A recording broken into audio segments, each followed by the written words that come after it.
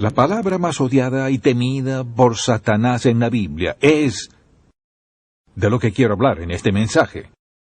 Si mira a su alrededor y escucha bien, se dará cuenta que la gente no habla mucho de esto. De hecho, si lo menciona, tal vez piensan, eso es algo desagradable, y no quiero hablar de eso. Y es muy evidente en los cultos de adoración contemporáneos que casi nunca se escucha canciones sobre esto. No sé por qué, salvo que de algún modo vivimos en una época en que esto parece ser anticuado, pasado de moda, poco interesante, pero según la Biblia debe ser muy importante porque se menciona 427 veces, 84 veces en el Nuevo Testamento, y lo encuentra en la Biblia del primero hasta el último libro de ella. Cualquier cosa que se mencione tantas veces es muy importante, y especialmente esto. Y de lo que quiero hablar es de la sangre preciosa de Cristo. Y al pensar en ello dirá, ¿por qué se la llama preciosa? De eso quiero hablar. Y si escucha con cuidado se dará cuenta de esto, que todo lo que tiene que ver con su relación con Dios está envuelto en la sangre de Jesucristo. Esto no es un simple acto, tema del Antiguo Testamento. Se ve a lo largo del Antiguo y Nuevo Testamento, así que por favor vaya a Primera de Pedro, capítulo 1. Quiero que leamos desde el versículo 17. Y en la pantalla aparecerán las citas para cada punto. Pero quiero que escuche bien lo que dice en el versículo 17. Y si invocáis por Padre a aquel que sin acepción de personas juzga, según la obra de cada uno, conducíos en temor todo el tiempo de vuestra peregrinación, sabiendo que fuisteis rescatados de vuestra vana manera de vivir, la cual recibisteis de vuestros padres, no con cosas corruptibles como oro o plata, sino con la sangre preciosa de Cristo, como de un cordero sin mancha y sin contaminación, ya destinado desde antes de la fundación del mundo, pero manifestado en los postreros tiempos por amor de vosotros, y mediante el cual creéis en Dios, quien le resucitó de los muertos y le ha dado gloria para que vuestra fe y esperanza sean en Dios. Ahora notará, por ejemplo, que dice, ya destinado desde antes de la fundación del mundo.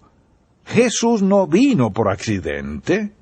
Jesús vino como parte del maravilloso plan de Dios para redimir al hombre. Y al pensar en el hecho de que la sangre de Cristo es preciosa, nos preguntamos por qué es tan preciosa. Es preciosa primero que todo por ¿quién es Él? Entonces, ¿quién es este? El Hijo de Dios. Este es Dios, vestido de carne humana, que vino a vivir entre nosotros para demostrar lo que es una vida piadosa, para revelarnos al Padre, pero primeramente vino como el Cordero de Dios a rendir su vida por toda la humanidad. Y quien quiera que sea, si no ha aceptado a Cristo como su Salvador personal, está perdiendo el sentido de la vida. La sangre de Jesucristo es sumamente esencial para su relación con Él y para cada aspecto de ella. Y quiero mostrarle en la Biblia y poner la cita en pantalla para que lo lea usted mismo. Él dice esto. Empecemos con el primer punto, que es redención. ¿Qué es? Volvamos a Primera de Pedro por un momento. Y mire por favor lo que él dice en este pasaje y encontrará la sangre de Cristo en todo esto. Dice en el versículo 18, sabiendo que fuisteis rescatados. Rescatado significa redimido, o sea, significa comprar de nuevo una cosa. En los días en que Pablo escribió y cuando Jesús vivió, había más o menos 60 millones de esclavos en el Imperio Romano. Así que cuando hablaban de esclavitud y cautiverio sabían a qué se refería. Así que dice que nosotros fuimos rescatados no con cosas corruptibles como oro o plata, es decir, nuestra vida eterna no es resultado de algo que hicimos, mire, no es algo que hicimos, que dimos, que compramos, que nos pertenece, lo que sea. Él dice, mucha atención, sino con la sangre preciosa de Cristo, como de un cordero sin mancha y sin contaminación. Así que, lo que quiero que vea aquí es su redención. Y dice, ¿qué quiere decir con redención? Simplemente que cuando Jesús vino, fue a la cruz con el propósito principal, mucha atención, de comprarle. comprarle de una vida de esclavitud. Toda persona apartada de Cristo vive en esclavitud al pecado, toda clase de pecado, y puede mostrarme gente muy sofisticada, que sea muy moral, que sea esto, aquello y otro y lo demás, pero olvidamos su condición. ¿Cuál es la condición de sus corazones? ¿Cuál es su naturaleza? Todos nacemos con naturaleza pecaminosa, y sin la gracia de Dios estamos perdidos. Entonces dice que no fuimos comprados con plata y oro, sino con la sangre preciosa de Cristo. ¿Cómo funciona eso? Mucha atención. Jesucristo vino al mundo con el propósito de rendir su vida, mire, como un sustituto. Esa es la palabra clave, sustituto, suyo y mío, para que no tuviésemos que morir en pecado y que no tuviésemos que vivir cautivos y esclavos del pecado. Él pagó nuestro precio cuando fue a la cruz y derramó su sangre.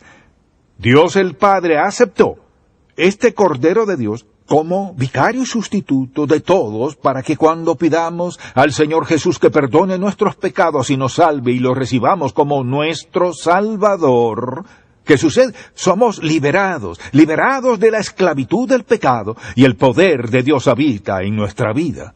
Redención, de eso se trata. Luego está la palabra perdón. Así que por favor vayamos a Efesios capítulo 1, y otros quisiera que leyéramos estos versículos que tenemos aquí. Leemos Efesios capítulo 1. Y Pablo, a lo largo de la Biblia, habla y menciona el perdón y nuestra relación con el Señor. Y en este primer capítulo dice desde el versículo 7, escuche lo que dice: en quien, o sea, en Cristo, tenemos redención. De esta manera la conseguimos, por su sangre, el perdón de pecados o deudas o transgresiones, según las riquezas de su gracia que hizo sobreabundar para con nosotros en toda sabiduría e inteligencia. O sea, por ejemplo, cuando vinimos a Él a pedirle que nos perdone, ¿sobre qué base? Mire, la mayoría de la gente piensa, bueno, la base de mi perdón es que lo he pedido. No. Esa no es la base de su perdón. Porque recuerde que si pecamos contra Dios, al pecar contra Dios, ese pecado debe confrontarse. Entonces, al ser salvo, le pidió perdón a Dios, y Él le perdonó con base en que su Hijo fue a la cruz, dio su sangre, que era su vida, y lo hizo a favor nuestro para que cuando alguien es salvo, como decimos, ¿qué pasa? Le piden a Cristo que entre en su vida, reconocen su muerte como pago por su pecado.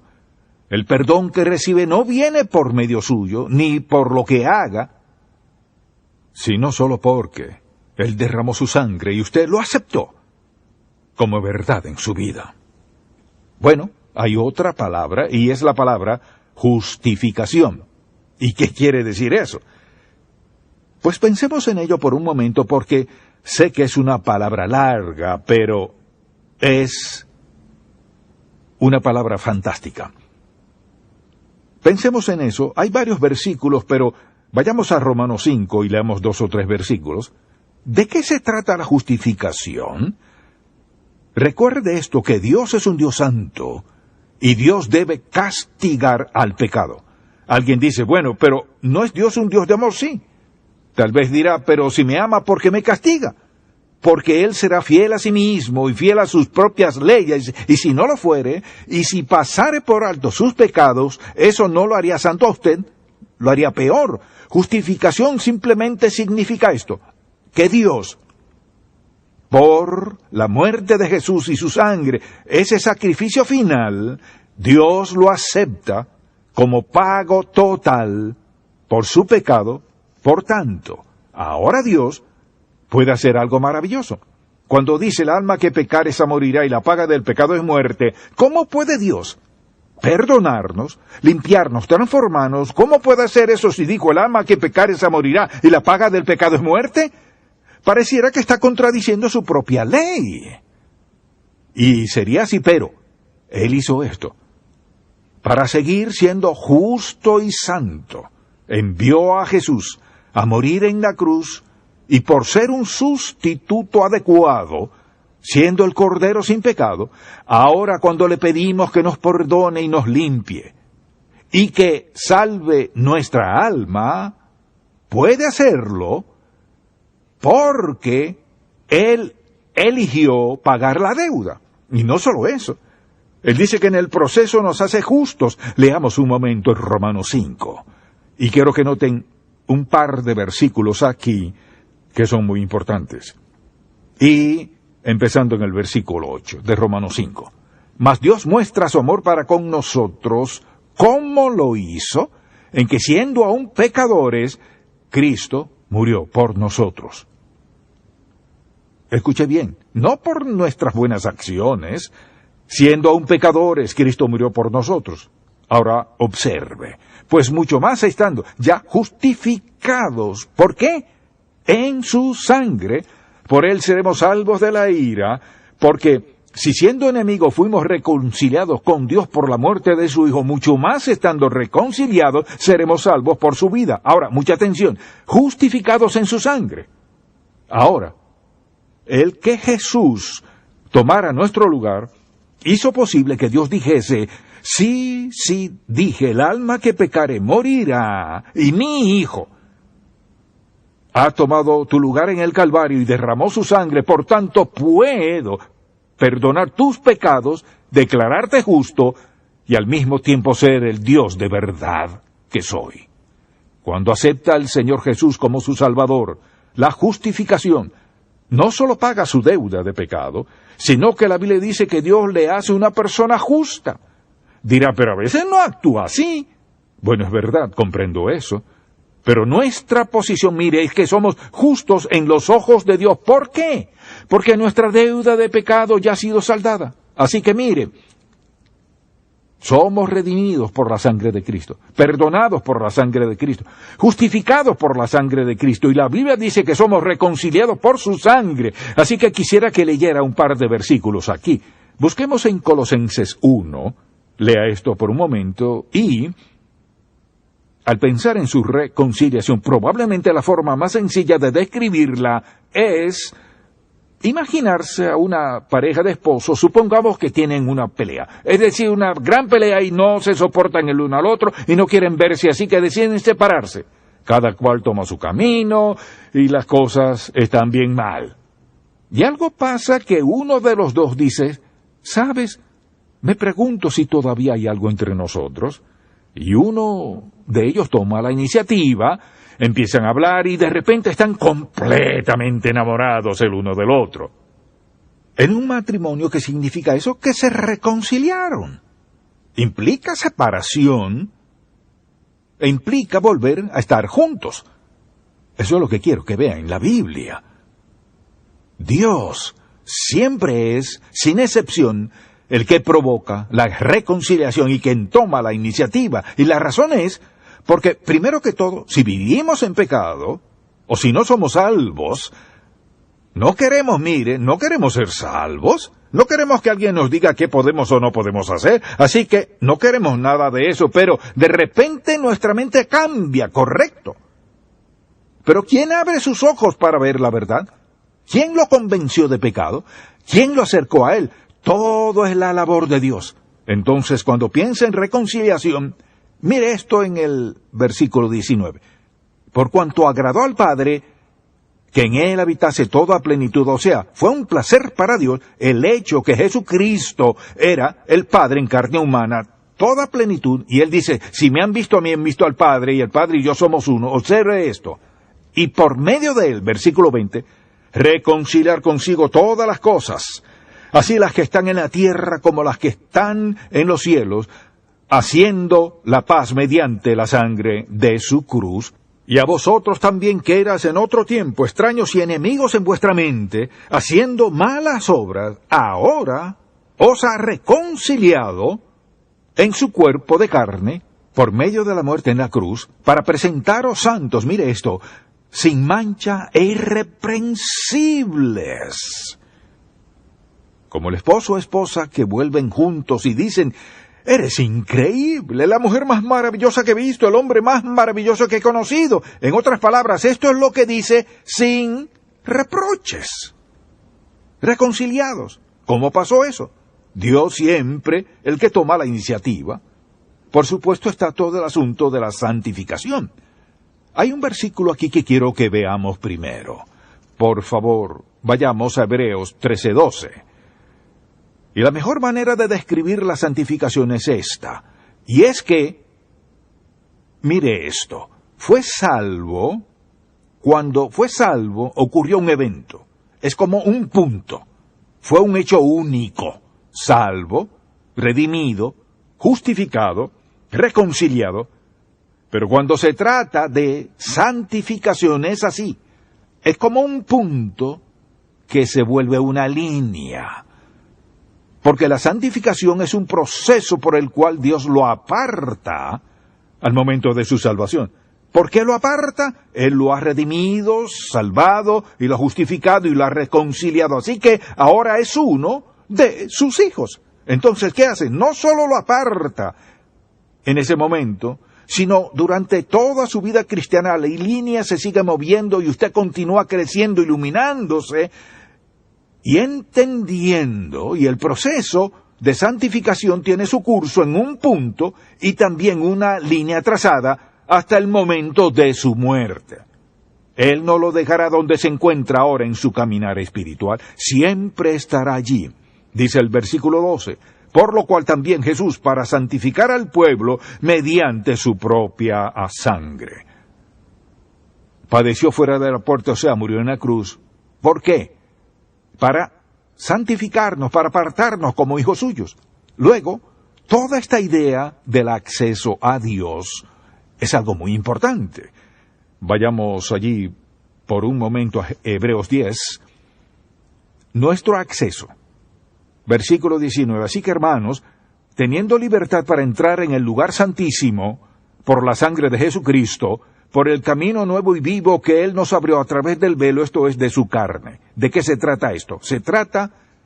Recuerda que en el Antiguo Testamento y en el Nuevo, hasta cierto punto, el lugar santísimo era donde Dios residía y el tabernáculo, y asimismo el templo, pero el lugar santísimo es donde estaba el arca y la ley de Dios, así que es allí donde Él los visitaba, así Dios les hablaba. Era un lugar santo. ¿Quién podía ir al lugar santo? Solo el sacerdote una vez al año, y antes de entrar debía preparar su vestimenta, sangre, etc. Si alguien más entraba, muere instantáneamente. Ahora, ¿qué quería decir Dios? Siempre había que rociar sangre antes de poder entrar a ciertos lugares. Él dice que tenemos acceso a Dios Padre solo por la sangre de su Hijo Jesús. ¿Por qué? Porque Dios es santo. Y la única manera de venir a Él es cubierto por la sangre de Cristo, o sea, habiéndolo recibido como Salvador, la sangre se aplica en su vida. ¿Y qué pasa? Tenemos acceso a Él. ¿Dónde está Jesús? Sentado a la diestra del Padre, haciendo que, viviendo siempre para interceder por nosotros. Y cuando venimos a Él, ¿qué pasa? Cuando venimos a Él, humanamente hablando, y somos uno de sus hijos, Jesús dice, este es uno de nosotros. La sangre está aplicada, tenemos acceso, Dios contesta nuestra oración. Piensen en esto, si la sangre de Cristo no es parte de su vida, lo que dice es, yo voy a acercarme al Dios Santo basándome en mi propia bondad y nada se aleja más de ser aceptado. Si lo piensa bien, es lo más orgulloso que pueda imaginarse, yo me acercaré al Dios Santo porque soy lo suficientemente bueno. Dios dice esto, solo puedes acercarte a mí por el sacrificio de la sangre de mi Hijo Jesucristo. Pero hay una última cosa que quiero que note sobre todo esto que hemos dicho: nuestra redención, nuestro perdón, justificación, santificación, reconciliación y acceso a Él. ¿Y qué hay del perdón diario? Quiero que vayamos otra vez a 1 Juan y quiero que miremos un par de versículos, porque esto es algo que todos tenemos que confrontar. Y es que al recibir salvación, no somos perfectos y hacemos cosas que no son aceptables a Dios y pecamos contra Él en algún momento. Y en 1 de Juan, capítulo 1, por favor leamos 3 o 4 versículos. Primero en el versículo 7 del capítulo 1. Pero si andamos en luz como Él está en luz, tenemos comunión unos con otros, y la sangre de Jesucristo su Hijo nos limpia de todo pecado. Ahora observe, esto es lo que quiero que vea. Cuando Él dice andamos en luz como Él está en luz, la sangre de Cristo su Hijo nos limpia. Mire, hay un tiempo del verbo que es como un punto. Así de simple. Luego un tiempo del verbo que significa algo, así que sigue moviéndose. Y cuando dice que la sangre de Cristo nos limpia continuamente de pecados, le daré un ejemplo. Si viniera a mí y me hiriera mis sentimientos y yo dijera ese canalla, tendría que confesar eso a Dios. Pero ¿cómo sé que Dios me perdonará? Porque dice que su sangre nos perdona continuamente de pecados. Ese es el versículo 7. Ahora vea el 9. La mayoría lo sabe de memoria. Si confesamos nuestros pecados, Él es fiel y justo para perdonar nuestros pecados y limpiarnos de toda maldad. O sea, podría decir solo, si confesamos nuestros pecados, Él es fiel y justo. ¿Qué quiere decir eso? Que si confesamos nuestros pecados sinceramente, Él es fiel, puede confiar en que Él perdona. Mire esto, porque ha sido justificado y declarado inocente y recto bajo la sangre de Cristo. Puede hacerlo apropiadamente. Si lee el capítulo 2, en estos primeros 2 versículos hay 2 palabras que quiero que note. Dice en el versículo 1, hijitos míos, estas cosas os escribo para que no pequéis, y si alguno hubiere pecado, abogado tenemos para con el Padre, a Jesucristo el justo, y Él es la propiciación por nuestros pecados, y no solamente por los nuestros, sino también por los de todo el mundo. Ahora bien, ¿qué es propiciación? Propiciación no significa tranquilizar a alguien. Propiciación es un sacrificio, es decir, Él dice que Él mismo es el sacrificio por nuestros pecados. Y no solo por los nuestros, sino por los de todo el mundo. Tenemos a Jesús, nuestro sacrificio, que hace posible venir al Padre. Regrese al versículo 1 y note que Él dice, y si alguno hubiere pecado, abogado tenemos para con el Padre, a Jesucristo el justo. ¿Pero qué es un abogado? Pues digamos que va a la corte y tiene a alguien que será su abogado, tiene un defensor y él se sienta entre usted y el juez y él trabaja a su favor. Él nos dice esto, que cuando pecamos contra Dios, tenemos a Cristo, nuestro defensor, quien hace que intercede a nuestro favor. Padre, Él es uno de nosotros, ha sido perdonado, está bajo la sangre. O sea, cuando venimos a Él hace todo posible para nosotros. Yo le diría, si no ha aceptado a Cristo como su Salvador, acaba de escuchar la verdad. Escuchó la sencilla verdad de por qué Dios perdona nuestros pecados y cómo ser perdonado de pecados, cómo mantenernos limpios y andar santos ante Él. Pero también escuchó que si ignora esto, si no lo acepta y se rebela en contra de Él, se cierra la palabra de Dios en su vida y no quiere nada de esto, entonces recuerde, ha elegido vivir bajo la promesa de la ira de Dios. ¿Es porque Él no le ama? No. Él lo ama, pero no violará su propia verdad. Él ha hecho posible perdonarnos y limpiarnos a pesar de que hemos pecado en su contra, y Él lo permite por la sangre de su Hijo. Pero si elimina la sangre, su vida es un cadáver. No tiene nada. Va a morir. Y de la manera que está establecido para los hombres, que mueran una sola vez y después de el juicio, dice Hebreos. Si no tiene a Jesús, si su sangre no se aplica a tu vida, ¿qué tienes? Nada. Dirá, soy una persona con dinero. ¿Cuánto le durará eso? No lo llevará al cielo. Si diera $1,000,000 al día, por 1000 años, eso no le llevaré al cielo, ni un centímetro más cerca. La sangre de Cristo es la única vía. Y espero que sea lo suficientemente sabio para pedirle perdón de sus pecados hoy y rendir su vida a Él, Mire por el poder del Espíritu Santo que vendrá en su vida para ayudarle a vivir una vida piadosa, porque de eso se trata. Padre, estamos agradecidos por tu gran amor por nosotros. Gracias por enseñarnos tanto, que sabemos cómo caminar, qué creer. Gracias por enseñarnos tanto, que tenemos confianza, valor y seguridad de que cuando venimos a ti, venimos mediante la sangre y sabiendo que nos escuchas y nos respondes. Te alabamos en el nombre de Jesús. Amén.